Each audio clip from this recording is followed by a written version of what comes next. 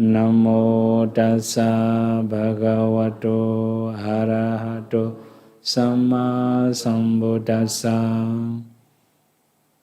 So today is meditation program.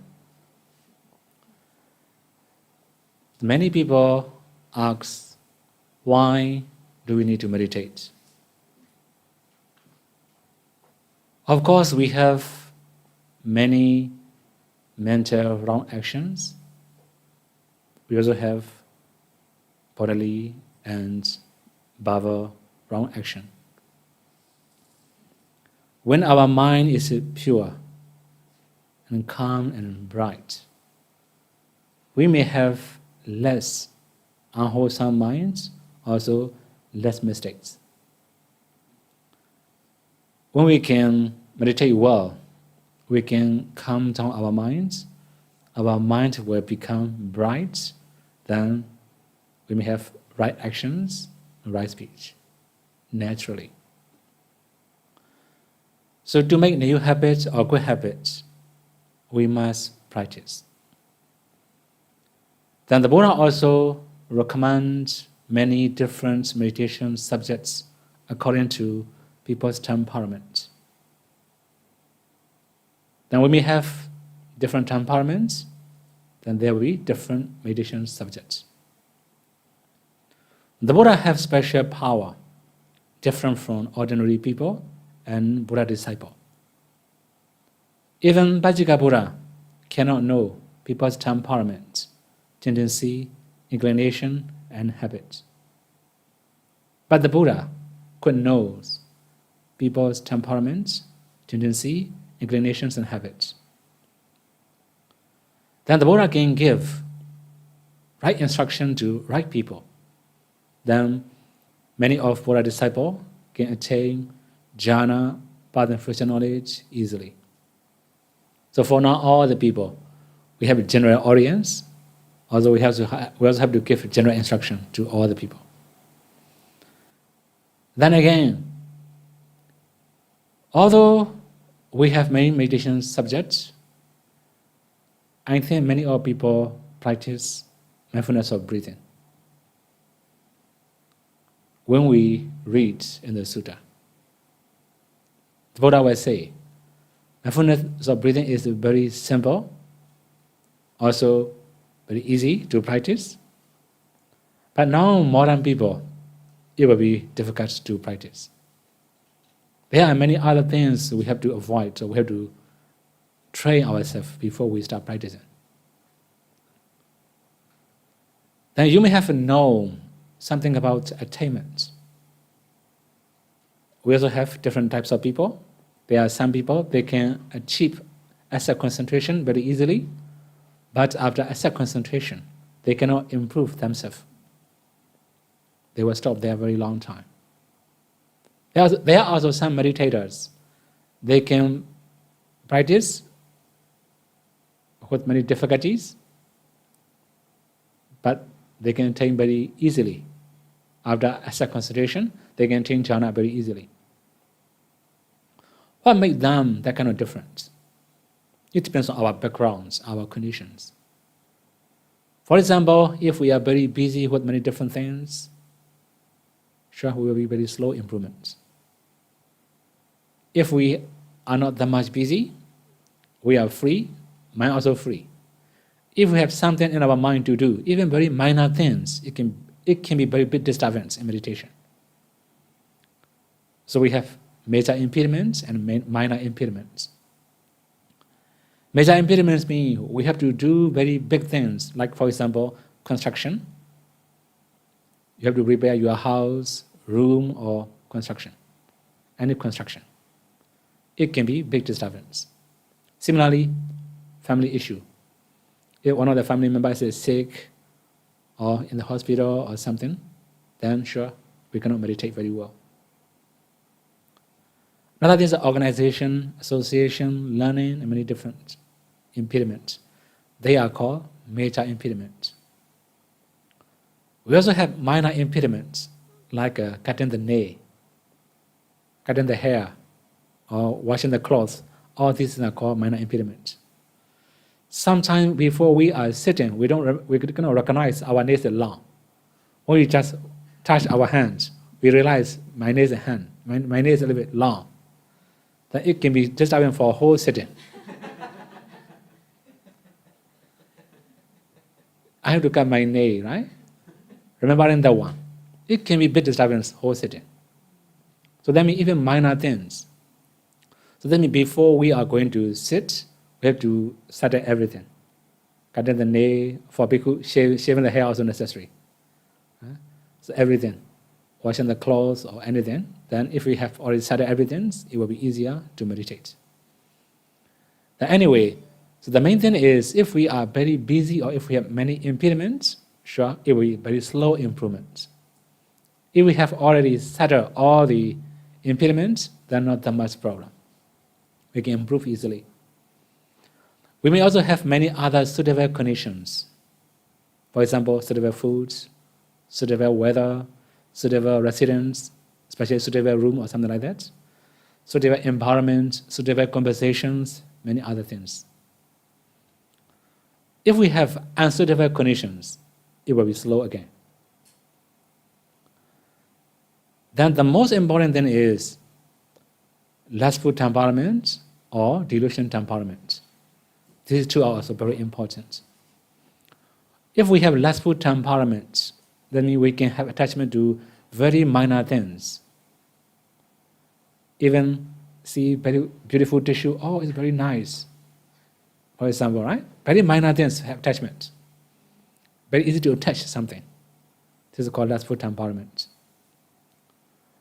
So when we have lustful temperament, it also makes our improvement slow. Then again, delusion temperament, deluded temperament. That means we may have many plans and projects. We may not think that we will die one day. That's why we also have to recollect death. There are many ways of recollection of death. But anyway, if we know we must die, we may have more sense of urgency, then we can improve our meditation. So to improve meditation, basically we need two factors. One is a saddha, confidence of faith. Here, faith doesn't mean only belief in Buddha, Dhamma, Sangha. Faith here also means belief in trainings.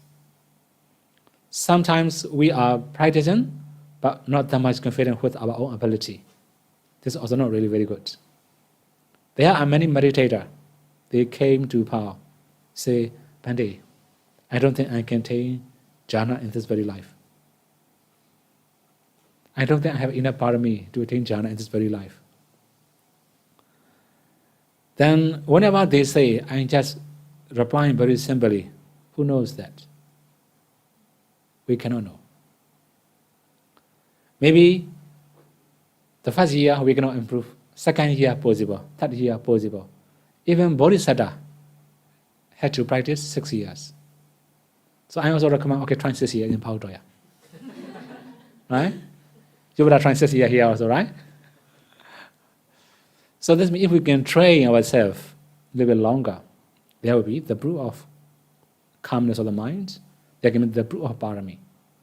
How can we prove that we have parami or not? Only our practice will prove.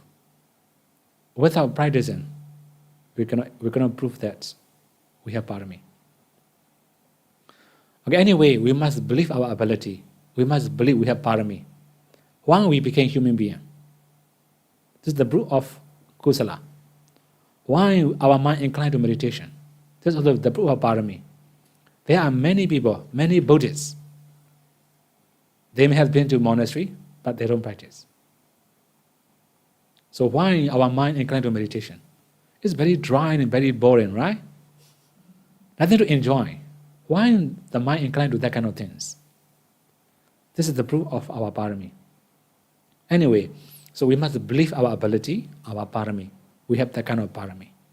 Although we cannot attain anything, but it will be useful. Then again, when we have sense of urgency, I have said, we have to do recollection of death. If we can do recollection of death, sure, we may have more sense of urgency. If we know that we were dying today, sure, we may not be busy. Our mind will incline to meditation more. So in brief, when we have less delusion and less lustful minds, especially lustful temperaments, less attachments, then we can improve faster. These are basics. Then when we are going to start practicing Anapanasati, although we say it's very simple, the Buddha also say very simple, but we must learn how to be simple first. The breathing is natural all the time. We are breathing every day, every night, every hours, every minute, every second, we are breathing. But only we need awareness. If we are aware of the breath, then we are meditating. It will happen naturally. Then many people are also very interested in improvements. After sitting, how long can we improve? Or how many hours do we have to sit? Or how many days do we have to practice? There are many, many questions like that. So briefly, we can understand, if you can practice normally around 20 days, sure, then you can start seeing the light, mostly. There can be shorter than that, also it can be longer than that. Roughly, majority of people will see the light after practicing 20 days. It doesn't mean you have to focus on the breath whole the sitting, 1/2 an hour. If you can do only half an hour in one sitting, possible. If you can do more than half an hour, it will be better. If you can focus more than 1 hour, it will be the best. So that means it depends on our minds. If we try to create something, our minds are not very stable. So don't create anything. So you have learned how to sit already, right? Sitting cross legs, keep your head and body straight. Then also, why do we have to keep our head and body straight? When we have very straight body, then we cannot breathe in naturally. Our breathing is natural. If our body is not very straight, our breath is not very natural, especially when you bend forward, you can practically experience you are suffocating, not enough breathing. So always you must keep your head and body straight. But don't focus in the backbones or any other body parts. We may touch our hand together, we may grasp, but don't grasp very tightly. If we grasp very tightly, it will cause a tense in the body. So just touch slightly, keep it on the lap. We have to close our eyes very slightly. There are some meditators, they don't wish to close their eyes. Then they also ask me, can we keep our eye open, focus on the breath? Then I just reply very simply, when you feel drowsiness, open eyes, okay. But if you don't feel drowsiness, don't open. Keep your eye closed, focus on the breath normally. So we have to close our eyes slightly, not tightly. If we close very tightly, eyeball shaking and irritation will occur. Also not that much comfortable. Then we have to keep our mouth closed, but don't touch our teeth. If we touch our teeth, there will be tense in the jaw. Finally, it will go to the temple or the head, all over the body. So we have to close our mouth, but don't touch our teeth. Then, having said, we have to breathe in, breathe out naturally. What does it mean naturally? As we are breathing now. We are also breathing every day, every night, every hours, every minute, every seconds. As we are breathing normally, we have to breathe in, breathe out. Where's our focusing point? It should be around nostril. So here I don't mention the fixed focusing point.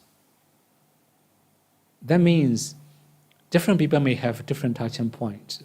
That's why I didn't say focus at the tip of the nose or upper lip. It can be anywhere around nostril. If we focus on a very small area, then it will cause the tense again. Don't fix in one point. Your breathing system will change from time to time. That means sometimes your left nostril is breathing, right nostril is not breathing. Sometimes right nostril is breathing, left is not breathing. It is changeable. So if we emphasize on breathing, or if we try to know very much in detail, then we have to make more efforts. We have to use more mental energy, more mind power. It will cause the tense again. As long as you can know the breathing generally around your nostril is good enough. Don't follow inside the body. Don't follow outside the body. It should be around your nostril all the time. But recently, when we discussed with Pa-Auk theology in previous Mahadana, one of our teacher group asked theology, what about a little bit following inside the nostril? They asked, how to go this one, this part, a little bit inside the nose, a little bit inside the nose. Then theology says it's okay. As long as we don't follow inside our body, it will be fine. But if we follow very deep inside the nose also, it will cause the tense again. Slightly inside the nose, it doesn't matter. Then, when we know in-breath, out-breath, or in or out naturally is good enough, there are some meditators, they have a habit of noting in, out, or in-breath, out-breath, in-breath, out-breath, like that. If you have the habit of noting, you can also note in, out, or in-breath, out-breath, it doesn't matter. But if you can focus without noting, it is much better. Just try to know breathing normally, without noting. As long as you can know breathing good enough. Then, one more thing. From time to time, the breathing will become very subtle. Sometimes the breathing will change. Left side to right side to left side, or it can be some other focusing points. So our mind should be flexible. If we're trying to control breathing too much, then not that much comfortable. Especially when you control too much, you may feel chest pain and suffocating. When you feel chest pain and suffocating, then you are controlling too much. Relax your mind again. So if you forcefully breathe in, breathe out again also, you may feel tense around your nostril. Don't force, don't control. It should be natural all the time. Then one more thing here, counting method. Do we need to count, or do we not need to count? It depends. So when we have very little thoughts, we can focus on the breath without counting. It's better. When we have many thoughts, then we can start counting breathing. In, out 1, in, out 2, in, out 3, in, out 4, up to 8. In the text it's mentioned we can count at least 1 to 5, at most 1 to 10. We can stop in any number from 5 to 10. So here, in memory of Noble Eightfold Path, we just count 1 to 8. We are present Noble Eightfold Path. So anyway, if we have to count, we can also count 1 to 8 again and again. If we don't have very much thoughts, we don't need to count our breathing. Just keep knowing breathing in, breathe out normally. Then, what about pay? There are many different meditation traditions. They emphasize on pay or sensation in the body. But now we emphasize focusing on breathing, not on the body. That's why if we can know only one thing, breathing all the time, it will be better. But when the pain becomes very serious and very strong, we can avoid knowing the sensation, knowing the pain. Then there are also some meditators, they have learned that they shouldn't move when meditate. Then I think many of Buddhists have learned the first discourse of the Buddha, turning the wheel of the Dhamma, Dhammacakkappavattana Sutta. In this discourse, the Buddha explains two extreme ways. The first one is Kamesu Kama Sukhanlika Nuyoga, self-indulgence. Another one is Attakila Matanu Yoga, self-torment or self-mortification. So, we also have middle way, Noble Eightfold Path. So we also have to know what's the extreme ways. The first one, self-indulgence. If we have self-indulgence, Kama Sukhanlika Nuyoga, we cannot be moral. We may break many of precepts. The second one, Attakilamata, self-torment or self-mortification. If we follow this extreme way, then we cannot concentrate very well. So if we say another way, self-indulgence is opposite to sila. Self-mortification or self-torment is opposite to concentration. Then when we have Noble Eightfold Paths, the middle way, we must avoid these two extreme ways. That's why when we feel pain too much, it's liable to change or to move. If we keep sitting with terrible pain, very severe pain, then we are not very much peaceful, calm. Our mind will incline to pain more and more. We may not have one pointedness. Okay, here I should introduce one Pali word, ekakata. Eka, eka, and da. Eka means one. Eka means point. Da means having or possessing. So having one pointedness. So that means when we can know one object all the time, that means we have one pointedness. That's called concentration. So when we follow many other sensations in the body, we may have many other points, not one point. That's why it's not really good concentration. Then, have you ever learned shooting a gun? You may know how to shoot a gun, right? So big target and small targets, which one is more difficult to shoot? Sure. A big target, we can hit easily, but small targets will be very difficult to hit. Similarly, we have small focusing points, one focusing point. It is more difficult. If we try to know many different focusing points, it's very easy. So, we have to know one focusing point all the time. That's why don't follow any pain, any sensation, or anything in the body. Keep focus on the breath all the time. When we feel pain too much and unbearable, it's allowable to move our legs front to back or back to front. It's also allowable to change totally. So the main thing is to keep knowing breathing all the time. What about other daily activities? Then many people also say that in Satipatthana Sutta, it's just mentioned very simply, going as a going, standing as a standing, walking as a walking. It doesn't mention many things about it. It's very simple practice. Then we also have to learn where the Buddha delivered the discourse. Is it in Singapore? In Myanmar?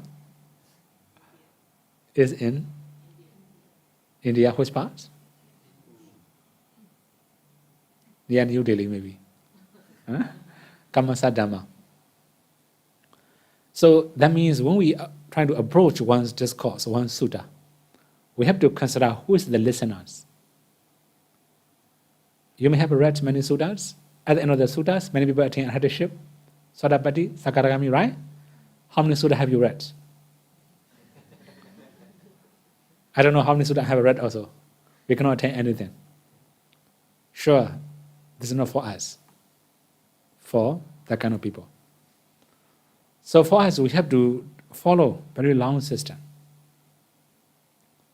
Long system means we must start with purification of morality, purification of the mind, also overcoming doubt, and many different steps. If we practice systematically, we can improve. Otherwise, impossible. Okay, now let's just go back to Mahasattipatthana Sutta. Say, going as a going, standing as a standing. Then they also say, if we try to feel all the sensations in the body, is it good enough? Right? Heat, cold. I think there are many of people from Myanmar, right? From Myanmar. Have you ever known anything about Namma Sayadaw? Namma Sayadaw. Nobody know, right? Okay. So we have a well-known Sayadaw from Upper Myanmar called Namma Sayadaw. You know, he make joke. No, not joke, because criticize or condemn that kind of practice. He says, if we can attain Nibbana by knowing the heat, all the living beings in the hell will attain Nibbana first. Right? They know pain more than us. If we can attain Nibbana by knowing the pain, all the living beings in the hell will attain Nibbana first. They feel pain every day, every night, in every second. Continuously pain. So this is not the way we have to understand. Okay? So let me pay, okay, it will be pain. But there are many other hidden meanings. We have Vedanam Vaikam Betawa in Pali. Vedanam Vaikam Betawa means removing pain or overcoming pain. What does it mean, overcoming pain? That means not paying attention to the pain. This is called overcoming pain or ignoring pain. In Pali we call Vedana Vaikam Betawa. So can we have that kind of states for ordinary people? So now almost all the meditators here are just beginner. Can we have that kind of stage, that kind of level? Can we overcome the pain easily? Sure, for all the new meditators, it's impossible. But when can we get that kind of stage? When we have very strong joy, very strong tranquility, also rapture, we can overcome the pain.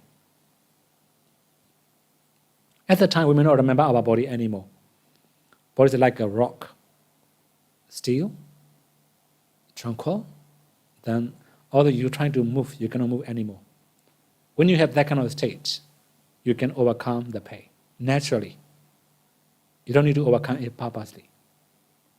Just go Vedana Vaikam Betawa. For all the new practitioners, it's impossible to overcome the pain easily. It will be better for all the meditators to change the posture. Move the legs front to back, back to front. Then there are many other ways of practicing Anapanasati. Now it should be very simple, okay? Now one more thing here. When we can train our mind very well, then our breathing will become subtle, naturally. From time to time, you can also know short breath, long breath, naturally. A short breath, long breath doesn't mean the distance or the measurements, feet or yards or inches or centimeter. It just means the duration. When our breathing is very slow, then we have long breath. When our breathing is very quick, very fast, it will be short breathing. So we have to know breathing in, breathing out naturally, whether it's short or long. Don't create to be short or don't create to be long. If you're trying to create something, it's unnatural. We cannot maintain a very long time. Also not that much comfortable. Don't create, don't force. So you can practically imagine something. For example, close eyes, visualize a beautiful flower in your eyes. How long can you maintain? Within a few seconds, it will disappear. This is creation, visualizing. So don't try to visualize anything, don't create anything. It should be natural. Don't make it short or don't make it long. It should be natural all the time. Similarly, we also have subtle breaths. Buddha also mentioned whole breath body. Okay, here are some misunderstanding about whole breath body. Even in Myanmar, we have many other traditions. They say whole breath body means we have to know breathing all over the body. Breathing in the chest, shoulder, knee, and lap, and everything. All over the body. But it doesn't mean we have to follow all over the body according to Pali text and commentary. Whole breath body means we have to know the breathing from the beginning to the end at the tip of the nose, without following inside or outside. Now, what does it mean, kaya? In Pali, we call sabha kaya parisamvedi. Sabha means all or every. Kaya means the body. Parisamvedi means knowing. Knowing all over the body. People translate like that. Here, when we say kaya, you may know kaya sankhara, vaci sankhara, citta sankhara. You may have known that one, right? You may have anyway. You may have had that kind of usage. Kaya sankhara, vaci sankhara, citta sankhara. What's the kaya sankhara? Kaya sankhara means asasa pasasa kaya sankhara. That means breathing in, breathing out is called kaya sankhara. That's why here kaya means only breathing, not body. This body, breathing is called kaya sankhara. That's why we have to know breathing in, breathing out from the beginning to the end at the tip of the nose or around nostril, on the touching point. So that means we can also know breathing in, breathing out from the beginning to the end. Our breathing will touch at one point. It will touch and go in, go out. So we have to know from the beginning point to the end when we go in or go out. If we can know detail, we can also maintain our concentration a little bit longer. Especially when you have very, very many thoughts, then you can do that kind of method. Most of the time, just focus on the breath normally. It will be easier. If we try to know very much in detail all the time, you have to put more energy. Because of putting too much efforts, you may get tired within a few minutes. Now, one more thing here to remind all the meditators. That means don't use too much mind power. People think that if we can try very hard, we can improve faster. This is a wrong perception. If we try very hard, we'll get tired within a few minutes. This is theory. This is practical theory. Now, one more thing is, if we put normal efforts, we can maintain 1.5 an hour. If our efforts are up and down, 1 hour. If we have to sit more than 1 hour, we will be tired. That if we put very strong mental effort, very strong mind power, not longer than 20 minutes. After 20 minutes, you get exhausted. No more willingness to continue.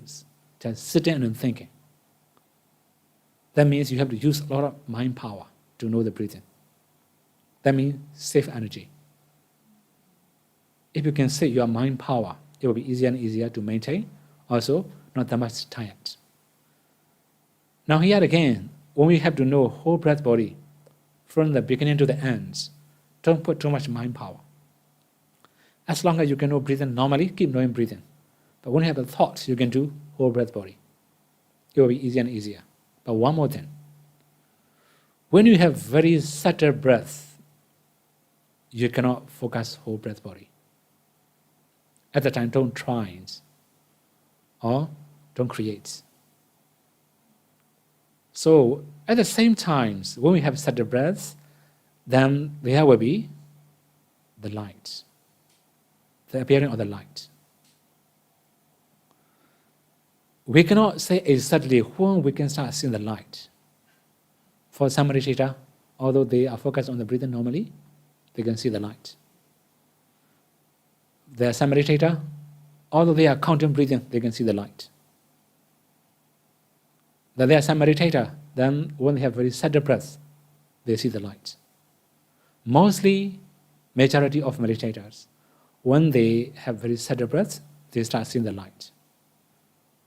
We can also understand another way. When we start seeing the light, our breath becomes very subtle. Okay, so that means seeing the light is also the sign of improvement. Then many people ask, how can we know that we are improving? The answer is very simple. When you can feel peacefulness, calmness, rapture, joy, is very clear, you are improving. Another one is that you can focus on the breath comfortably all the time, sure, you are improving. If you have many thoughts, many desires, sure, not improving. Another one is harmonious focusing. Harmonious focusing means you can focus on the breath effortlessly. You don't need to make any special efforts. Your mind knows the breath naturally, automatically, like a rhythm. If we can know like that means you are improving. So if we can know breathing effortlessly, this is the best condition. If we can know effortlessly, around 45 minutes we will see the nimitta. Actually, when you read knowing and seeing, Sayadaw writes, I think half an hour. Sayadaw says, if you can know breathing continuously, around half an hour, you will start to see the light of nimitta like that. Maybe Sayadaw have more experience than me. I have been in Powder more than 10 years. So I have been teaching about more than 10 years. So Sayadaw has been teaching longer than me, very long time ago. He has more experience. Maybe half an hour is long enough. So that means, now in my experience, if someone can see, someone can know the breathing effortlessly, around 45 minutes or 40 minutes, they can see the nimitta. When you already know anything, you will find half an hour. I think half an hour is enough. If you can know breathing effortlessly, half an hour, we will see the light, we will see the nimitta. Anyway, so the main thing is, seeing the light is also the sign of improvement. One more thing here. When we see the light, what should we do? Should we focus on the light or should we focus on the breath? Sure, it's very clear, we have to focus on the breath, but not that much easy. It depends on the skill, how skillful we are at the time. There are some problems with light for all the new practitioners. That means whenever we have new experience, we are very happy, very exciting, right? Whenever you have new experience, you may have exciting. Similarly, when we start seeing the lights, even flashlights, exciting. Mind inclined to the light, disappear, no more. Then it's sitting, expecting the light, it will not appear anymore. So that means, whatever experience you have, for example, very calm, peaceful, harmonious, or the light, or tranquility, or anything, whatever good experience you have in the past, don't think about it in the second session. Don't think about it in the next session. When you expect, it will not appear anymore. Another thing is seeing the light with the eyes. It's more tolerable. Mostly we have the habit of seeing anything with our eyes. That's why when we start seeing something, we try to use our eyes. In reality, when we are meditating, we are closing eyes. We have closed our eyes already. We cannot see anything with our eyes. But our minds inclined to the eyes, we try to see the light with our eyes. It becomes disturbing again. So when we start seeing the light, we must use our mind to know the breath. Although the light appears, it cannot distract that much. When we use our eyes to see the light or to see the breath, the distraction will be stronger, more serious. That means at night when you walk around, the car headlight will come to your eyes. Your eyes blur, right? You cannot see anything. Also sometimes tear come out. Similarly, if the light becomes very strong and powerful, it will come to the eyes. It will distract the eyes too much. Then tear come out. Not that much comfortable. Some eyeball shaking, eye irritation, many other disturbances. Here the main point is, when we start seeing the light, we must use our mind to know the breath or to see the light. Don't incline to the eyes too much, or don't use eyes to see the light or the breath. In reality, we have already closed our eyes. We're going to see with our eyes anymore. So we must know how to use our minds. Sometimes people also ask, Bhante, how to use our minds to see? Then, very easy example, just incline to your house now. You can see your house. Although you open your eyes, you cannot see practically, but in your mind you can see it. Similarly, trying to see the breath, try to know the breath with your mind. One more thing here. That one is breathing meditation is different from other subjects. For example, kasina. We have to use piece of paper. For example, white kasina, piece of paper. Then open eyes, trying to visualize it, trying to absorb on it. Close eyes, visualize the white color. Using the eyes. But breathing meditation, using the sensation, touching point. If we summarize all the meditation subjects, there are only 3 types. One is dita, through seeing. For example, kasina, we have to see with our open eyes. Then we can visualize it. Through seeing, we can start practicing. Another one is learning, in Pali, sutta. For example, 32 body parts. If you have learned anatomy, you can do it through learning. Another one is touching. Now, breathing meditation through touching. We can start practicing Anapanasati, not through seeing. But anyway, sometimes when the breath becomes very subtle, we can also still using the touching sensation. From time to time, there can be the light. If we're trying to use our eyes, then there can be disturbance. There can be something like a wave around your nostril. Especially when you have very subtle breath, it will appear naturally. Like a wave or like itchy or like crawling insect around your nostril. So sometimes, for more practical, without touching the skin, you better touch body hair. Move your hand, your finger. How do you feel in your hand? You can know. That kind of sensation around your nostril. Sometimes. When your breath becomes very subtle, you may have that kind of sensation. You can know that as a breath. Then your breath will reappear, focus on the breath. Sometimes when you see the light also, you may have that kind of sensation around your nostril. Focus on it, you can keep knowing breathing all the time. Especially when your breath disappears, you can know it. It becomes very obvious. So from time to time, your breathing will disappear. Whenever your breathing disappears, you have to remember that kind of sensation, touching sensation. A kind of wave, or like an itchy, or like crawling insect around your nostril. Sound like a pumping, maybe, pausing. So that kind of sensation will be in your nostril. Trying to know it, then you can keep focused on the breathing all the time. So now, seeing the light. Then, seeing the light and seeing the nimitta, what is the difference? Then sometimes people also have doubt about their light. Is it external light or produced by concentration? How can we know it?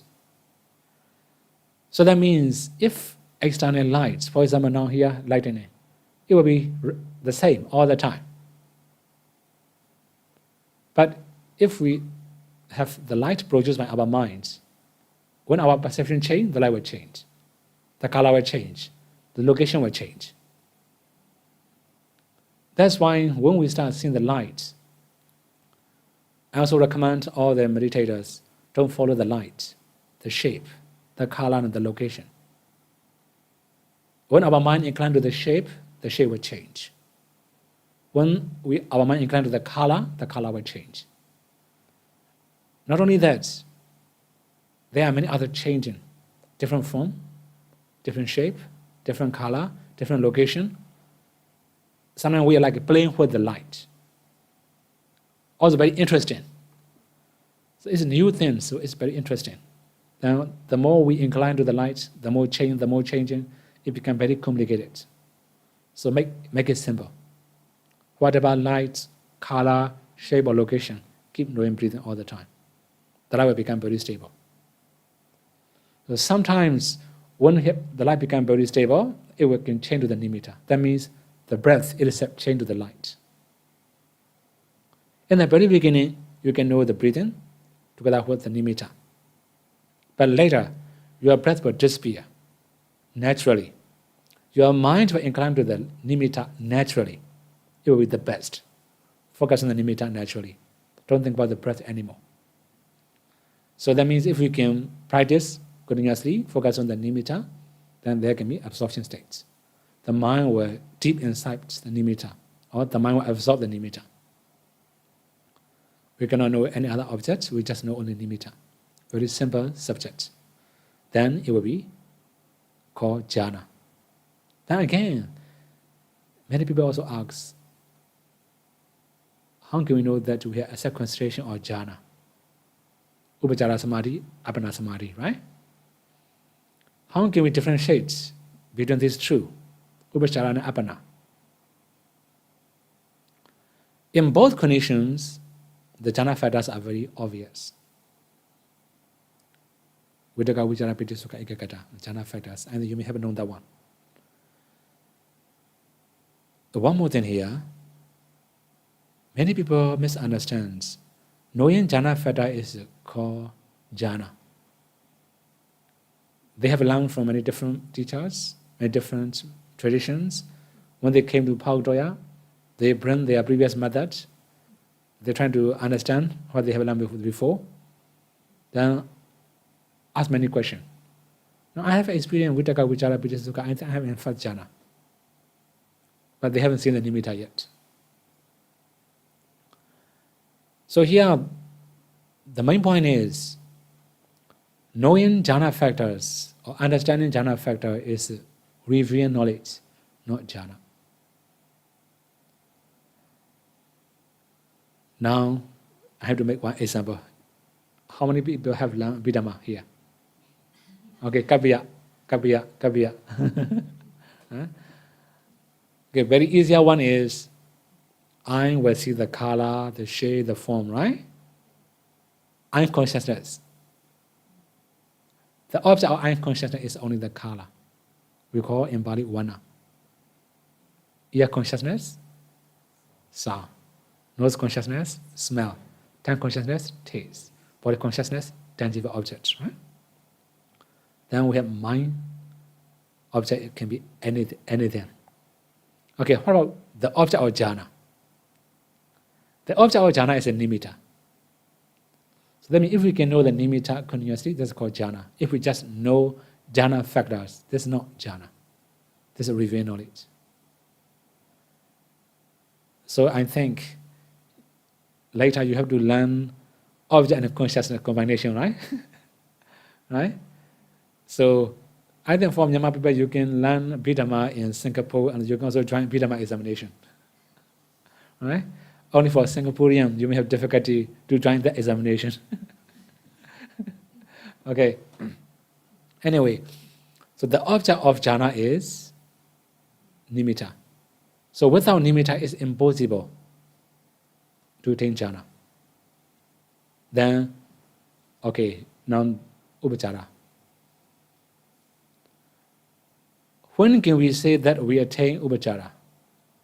What kind of nimitta is the object of upachara? It will be the same. Patipaka nimitta. the counterpart sign, is the object of upachara, asset concentration. So the difference between upachara and apana, that means asset concentration and absorption concentration, is only controlling faculties. At the stage of upachara, controlling faculties are not very strong yet. That's why we cannot maintain very well. We may fall into the bhavanga. We have very deep concentration, but we don't have enough mind power to maintain it, fall into the bhavanga. Especially when our efforts and concentration are not balanced, then we may fall into the bhavanga. Bhavanga means a kind of mind states, like unconscious states. You cannot know any particular object. You know something, but you cannot say what you are knowing at the time. That's called bhavanga mind state. So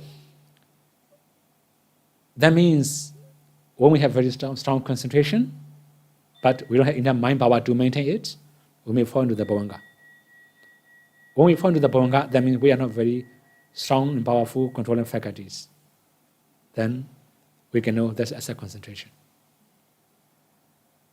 Then if we can overcome that states, there can be absorption states, jhana. Okay? So now, half an hour, right? Now, we will start here, right?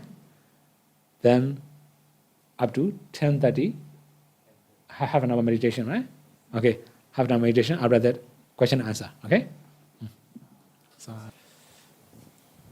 So my question is regarding body posture. So after maybe 10-15 minutes, your body tend to like droop, you know. You can feel it, but do we deliberately bring back the posture again? Do we have to do it? Okay, that means you bend down a little bit. Or slop, okay. And slop is actually when we feel a bit drowsiness, you better open your eyes. It will be much better. If you, although you keep straight, you may feel drowsiness again. With half open eyes, you can also focus on the breath. It will be better. Yeah, you can also deliberately straight, also slightly open your eyes. Keep knowing breathing. When you can recover, you can close your eyes totally. Okay?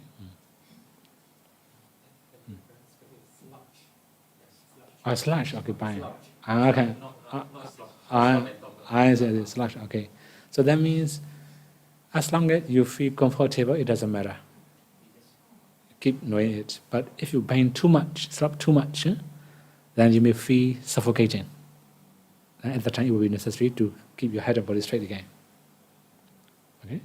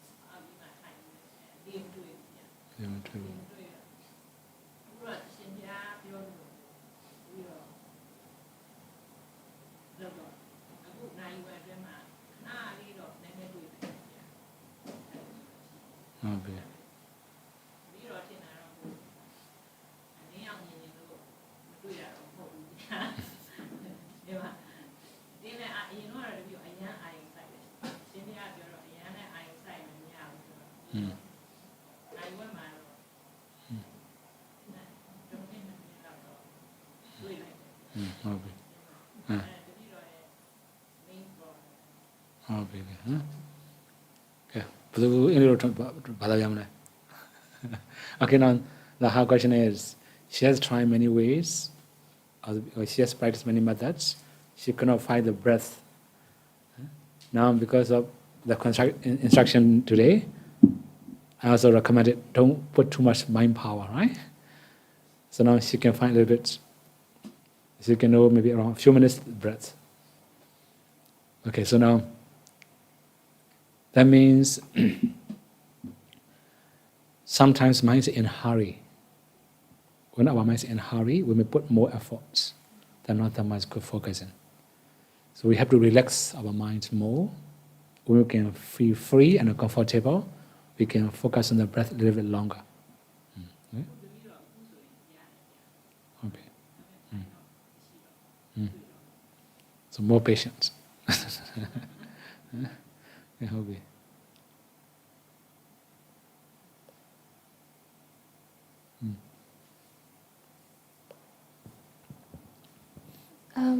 Hi. So when I'm meditating, my spine, it cracks.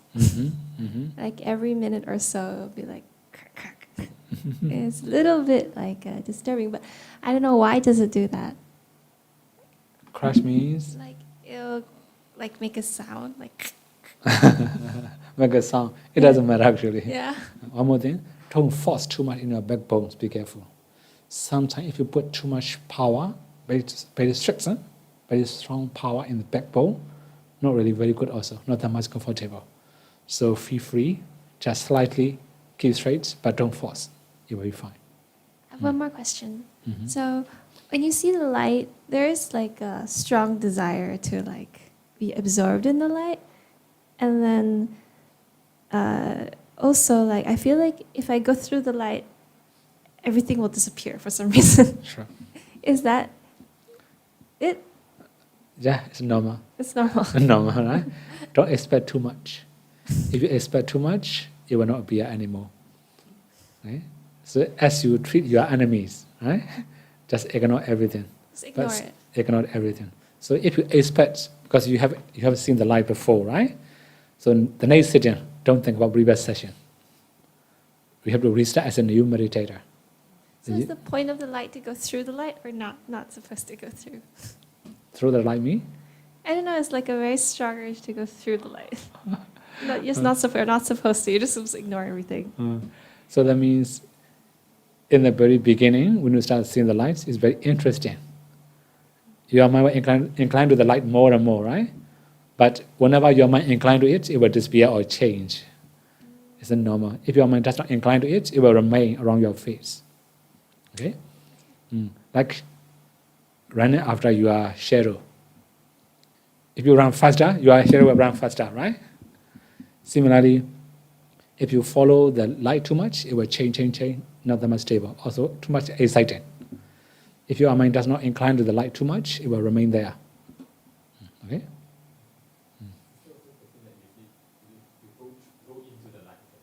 Go into the lights? I feel like as my concentration gets more and more fine, Mm-hmm, I feel like it's going to reach a point where it's just going to go through. Go through the light. I don't know, as my concentration gets more and more fine, the light seems to get more and more concentrated. And then I feel like it's going to reach a point where it gets so one-pointed that it disappears. I see. Okay, one more thing. That means if you're trying to know very small points, you cannot maintain very well. Okay, so don't try very small points. Then it seems good in the very beginning, but later you cannot maintain anymore. No, because like I read the instructions and then every time it's like, okay, you do this and then you get here. But when you get to the light, I don't really know what to do anymore. Like, there's no more instructions. Okay, after seeing the light, what to do? Okay, after seeing the light, also keep knowing breathing. Okay, so later, when you can keep knowing breathing, the light will become brighter, stronger. In the very beginning, it can be a little bit dim lights, for example. Later, it can be bright as the sun or the moon or the star. Then it will be better and better. Okay? Then when you have very bright light, your breath will become very subtle, more patient, more harmonious. Otherwise, you will lose everything. Okay?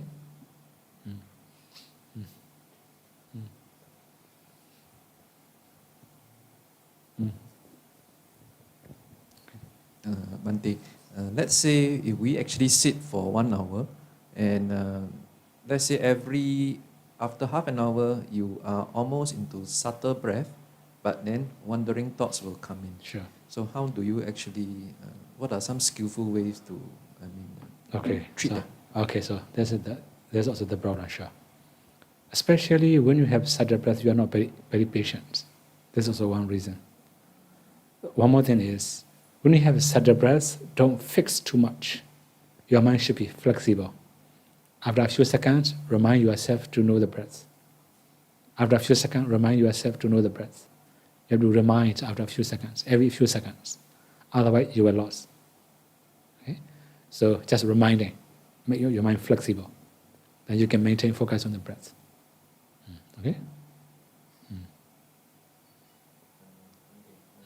Outside formal sitting, that means when we are, going about, carrying out the duties of a householder. What are some skillful ways that Bhante would recommend to maintain mindfulness? Actually, when we have wholesome thoughts most of the time, not really big problem. And whenever you have free time, you may have habits of knowing the breathing, or you may do recollection of Buddha's quality or something like that. It will be good enough. Similarly, sometimes reading the Dhamma books, for example. Right? As long as you have more wholesome minds, the next time when you start meditating, your mind will be ready. When you have more unwholesome mind, not that much ready. Okay?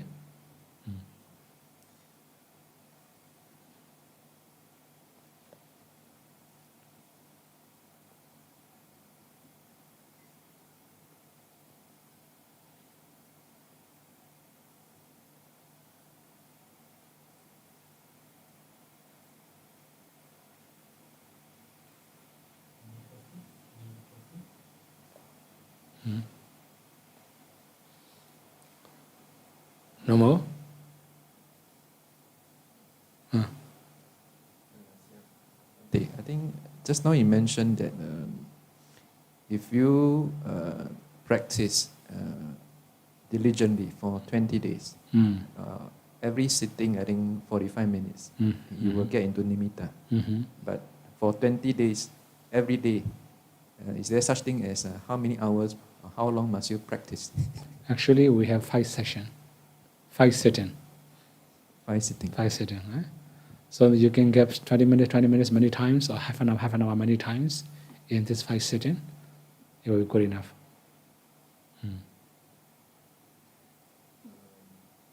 My impression is that maybe this meditator should have very good parami in order to get nimitta in 20 days, even with the kind of sitting. Okay, we don't talk about parami too much.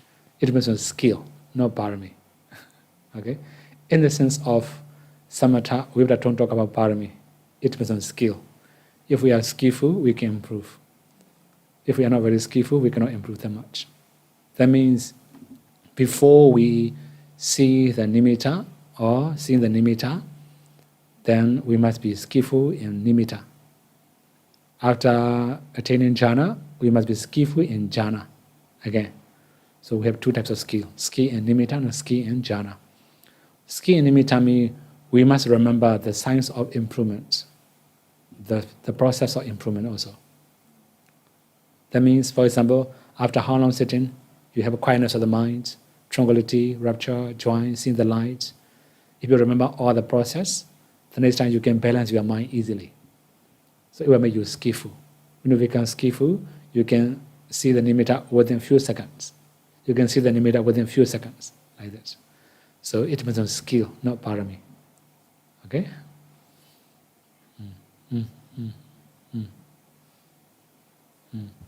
The last time I did a retreat in Moulmein, I felt like I was closing my eyes for a long time each day.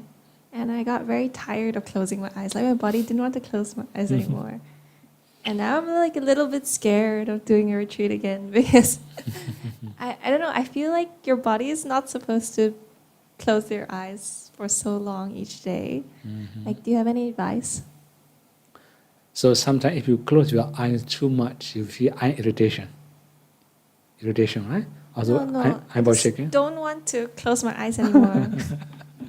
Because like I sleep for 7 hours and then I close my eyes for another 7 hours. That's 24 hours. I'm 14 hours. I'm closing my eyes. And I feel like it's a lot to close my eyes per day. Okay, so this is only personal maybe. Individual, right? Anyway, so then if we open our eye also, it's possible. It cannot be Anapanasati, another method. For example, 32 body parts or kasina, open eyes, close eyes, we can switch our awareness. So whenever we are going to practice Anapanasati, we must close eyes because we don't need to visualize anything. Okay? Maybe you better check another subject, maybe Buddhanussati or maybe Kasina or something like that.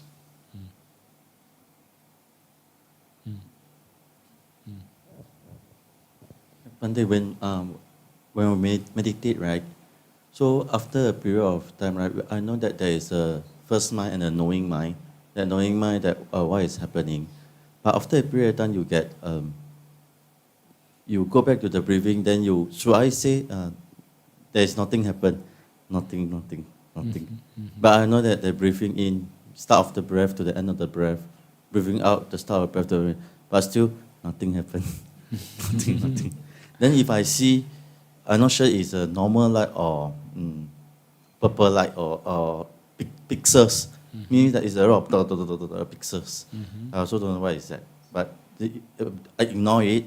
It's like nothing happens. So nothing, you get bored. Nothing happens. Yeah. So I don't know sure what's the thoughts. I don't know that it's to concentrate on the breathing in, breathing out, beginning of the breathing. But nothing happens. You get very bored. Sure. Yeah. Okay, so that means seeing purple or any color, right? So this is also interesting. Interesting, right? But if you are interested in it, you will lost. You will get lost. Anyway, so meditation is different from other enjoyments. Before we have tranquility, rapture, and joy, we are very easy to get bored or lazy. When we have tranquility, rapture, and joy, then we have interest. We start interested in breathing or meditation, it will be better and better. Another thing is impatience. When we have quietness, our minds are not ready to accept that kind of quietness, that impatience. So mostly mind is busy. If we have busy mind, we are very familiar with busy mind. When we have quietness of the mind, not very familiar, then we will start analyzing, investigating many different things. Then finally, no interest. Right? So if we know the value of meditation, then we may have more interest. So from time to time, we also have to reflect the value of meditation. If we know the value, more respect. Right? It will be getting better. Okay?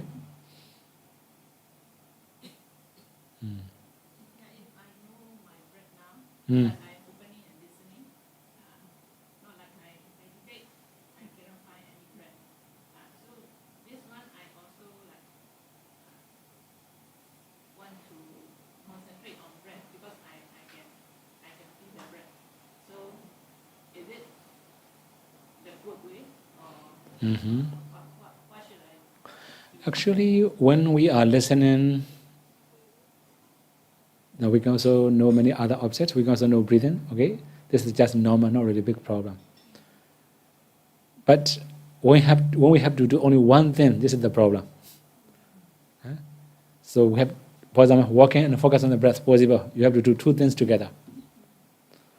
Speaking, if you have to speak very quickly, you cannot know the breath, right? If you just speak slowly, you can know the breath, sure. But if you have to do two things, your breathing will become very obvious. When you have to know only one thing, this is the problem. Okay? So make habit of knowing one thing without knowing many other things, then it becomes improvement. We can say it's improvement. So then try.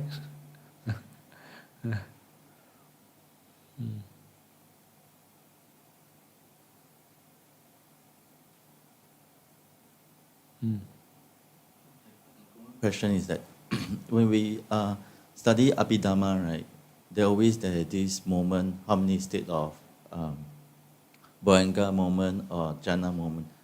Why is it important to know that like there is 17, there is 12? Why do we need to know this? How long is that moment? Is that really? Why is it important for meditation to know what is coming next? Okay, so we have different types of competence. Competence, right? For example, we have continuity competence, synthesis competence, functional competence, and subject competence. Sorry? Yeah, we can say object comparisons, for example, right? So 4 comparisons for nama. So if we can know the mental process, we can break down the continuity comparisons. Then we can know the nature of anatta clearer. Then similarly, if we can know all the associated Dhamma in one mind moment, we can also break down the synthesis comparisons. And at the same time, we can also very clear understanding. We can have very clear understanding about understanding of anatta, the perception of anatta, right? So to make it anicca dukkha anatta clearer and clearer, we have to know all the things. That's why it was also important. Similarly, functional comparisons. That means we have to discern lakkhana, rasa, paccupatthana. Lakkhana means the characteristics of nama rupa. Rasa means the function. Paccupatthana means the manifestation. Patthana means proximate cause. If we can know all these things, we can also break down the functional comparisons. Then we can also break down many of comparisons, and we can also know the nature of nama rupa clearer. Also, we can understand anicca dukkha anatta clearer and clearer. So for this purpose, we have to learn. We have to know. Okay?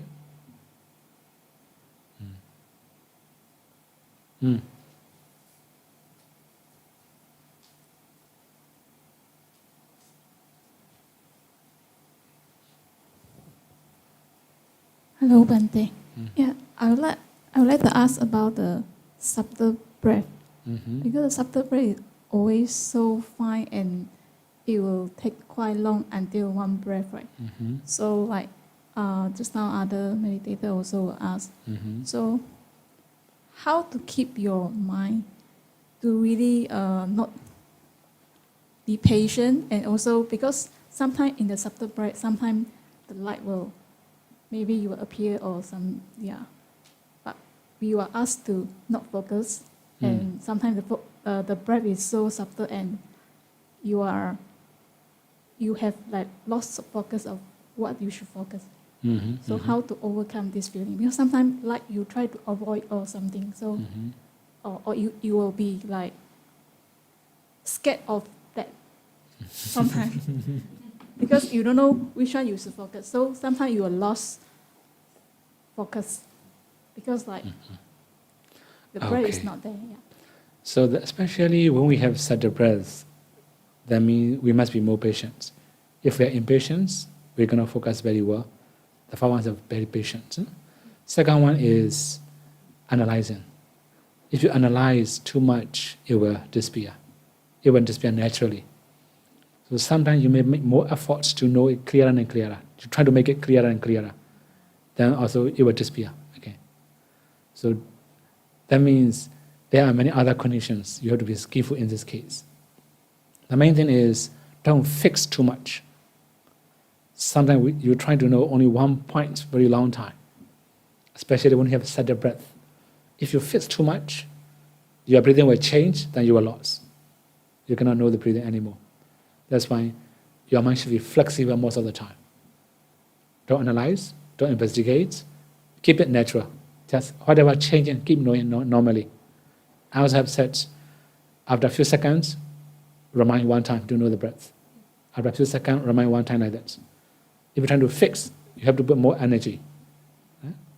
So can we say that we don't focus on the light or whatever surrounding? We are just patiently and wait for breath. And can we think that we are still breathing, just not breathing yet? Okay, one more thing. Sometimes when your breath becomes very subtle, you can feel something like a wave around your nostril. Especially when you have such a breath, although you are walking, you can feel the one. There's some Rishita, when they close their eyes, they can start feeling that kind of sensation, like a wave, like crawling inside or something like that. When your breath becomes very subtle, or if you cannot know the breath anymore, focus there as a breath. Your breath will reappear. Then you can refocus on the breath. Okay?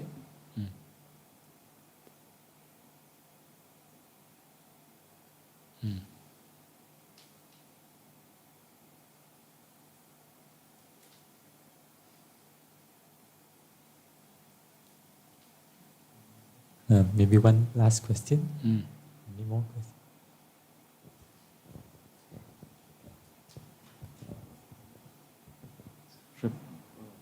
Bhante, just one last question.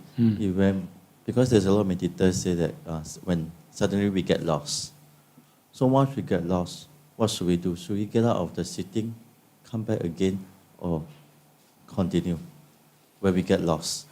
We get into our defilement thoughts, we get to worry, we get to bored, we get to fear, we get to, what should we do next? Actually, it was why we get lost. This is also the reason. Right? We also have to know the reason. For example, because of thoughts, if we get lost, we can relax our minds. Sometimes because of too much mind power, we get lost. Then relax again also. So there are many reasons why you have that kind of condition. Sometimes you have very sudden breath, you put more efforts, then you will lose everything. Sometimes you have very sudden breath, you are impatient, then you will lose also. So when we lost, should we continue meditating or should we get out of this sitting and do it another time? What is your advice? Okay, so that means if you got lost, if you know the reason, that we can find the solution. Right? That means although you are focusing continuously, you get lost. So that means you have too much efforts. Relax a little bit more. You can when you can relax well, you can feel the breath again. You can know the breath again. Okay. So it's continue the sitting. Sure, continue the sitting. It will be better. Okay. Then share the mirror. What do? Only Idame Bunyam, right? Okay, now. I think everybody know how to chant that one, right? Okay, we'll chant together. Idame Bunyam. Idame Bunyam Asawakaya Waham Hodu Idame Bunyam Nibbanasa Pajayo Hodu Mama Bunya Bhagam Savasatanam Vajemi De Sabe Me Samam Bunya Bhagam Lavantu Sadhu Sadhu Sadhu